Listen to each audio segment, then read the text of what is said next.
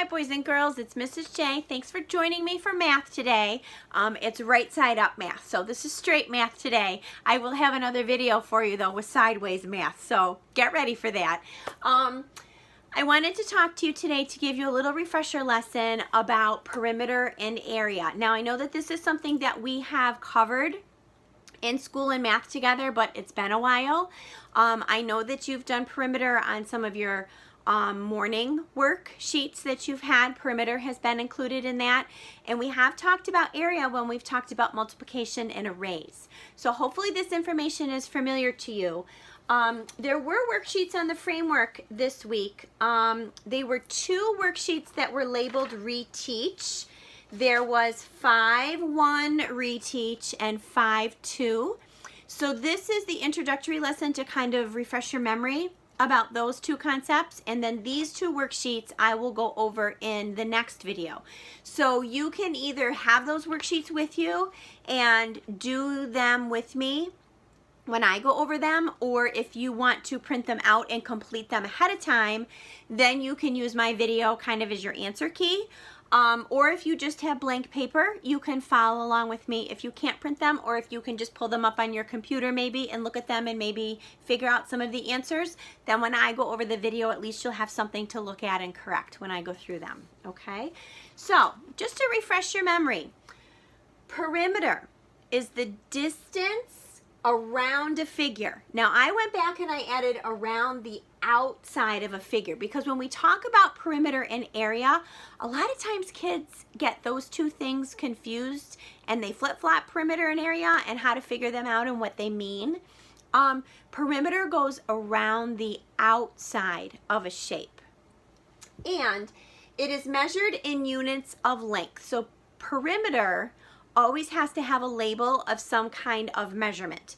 Now, if it's just in little squares, sometimes you might see on your paper, that's just units. And sometimes it's centimeters, or they might just count it as units if it's blocks, if it's not an exact centimeter. You might see a label in inches or feet or miles. You know, if it's a make-believe problem, it could be in miles. But you always have to have some kind of label. Now, to help me remember perimeter, I always think about a P, and when I make a P, like you kind of come up and you go around, you can go around that way. So I think about going around the P for perimeter, thinking, you know, reminding me of outside.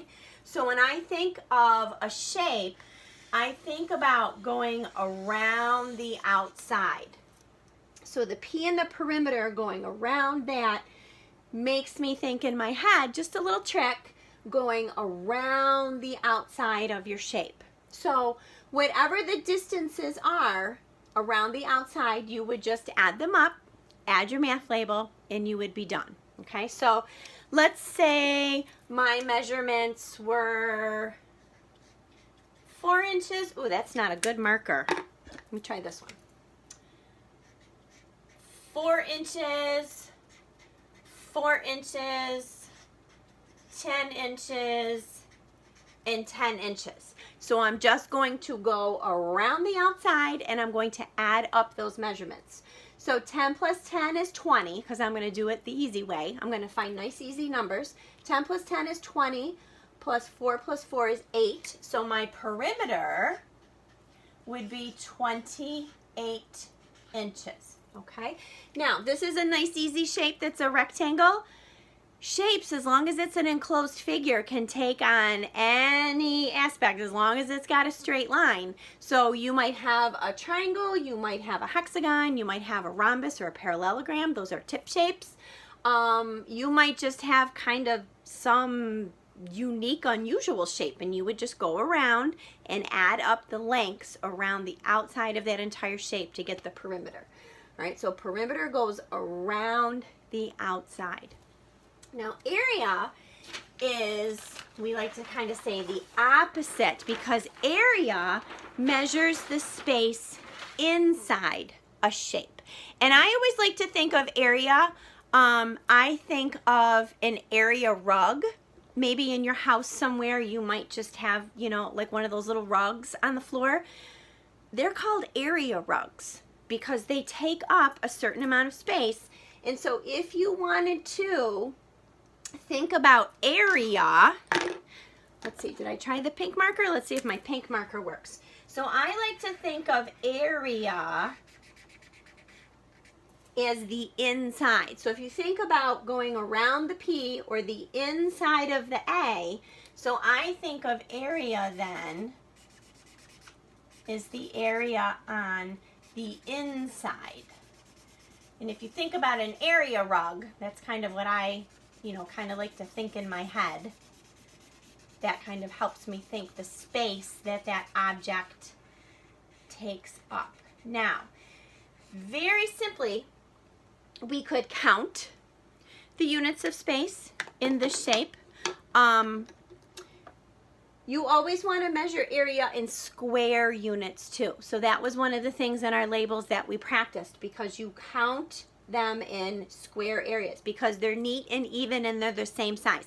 Kind of like with fractions. You can't have fractions all over with different shapes and lengths and sizes because that doesn't make sense. They have to be equal. When you count and you measure in area, your blocks have to be equal. And if you've ever played Minecraft, think about Minecraft. All of the blocks in Minecraft are, kind of a universal size and a universal shape, and they're all the same and they're nice and equal. So think about that. So we could simply count the blocks on the inside. 1, 2, 3, 4, 5, 6, 7, 8, 9, 10, 11, 12.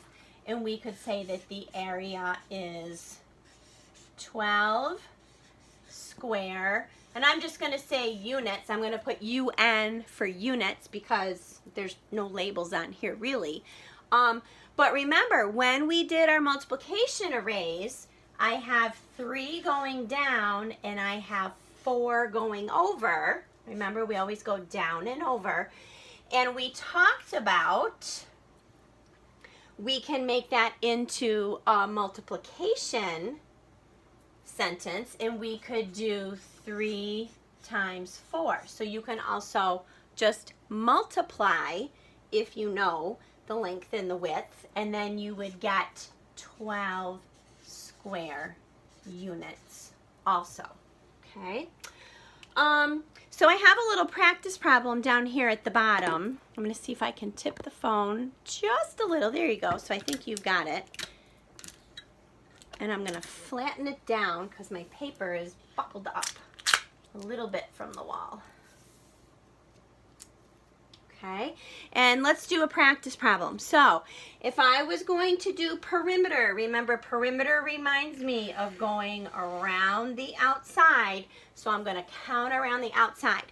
Now, one of the other little tips and tricks I like to do is I like to put little marks. So perimeter, when I count perimeter, I put little marks, and that helps me to make sure that I haven't skipped any spaces.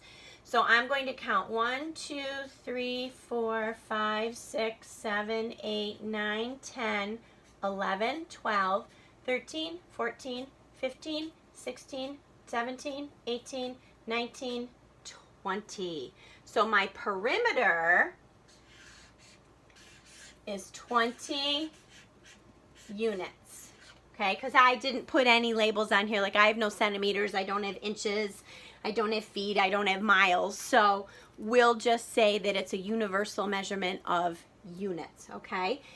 And most often you'll find that the perimeter and the area answer don't match, and that's okay. So don't be nervous or worried if your answers don't end up matching. So perimeter all the way around the outside. And if I was to look, I have 4 units here. We can double check our math. I have 4 units here. 1, 2, 3, 4, 5, 6. I have 6 here, and obviously then I have 6 on the other side. And if I was to do quick math, I can see 4 plus 6 is 10, 6 plus 4 is 10, and 10 plus 10 is 20. So I've double checked my work, and my perimeter measurements match. Now remember, area is the inside. Okay, so we want to count all of the blocks on the inside. Okay. And if I was to quickly count these, I would know that I had 24. I have 24 squares. So my area is 24 square units. Okay. Now, you might also have recognized quickly that I could very simply do a multiplication fact to find out.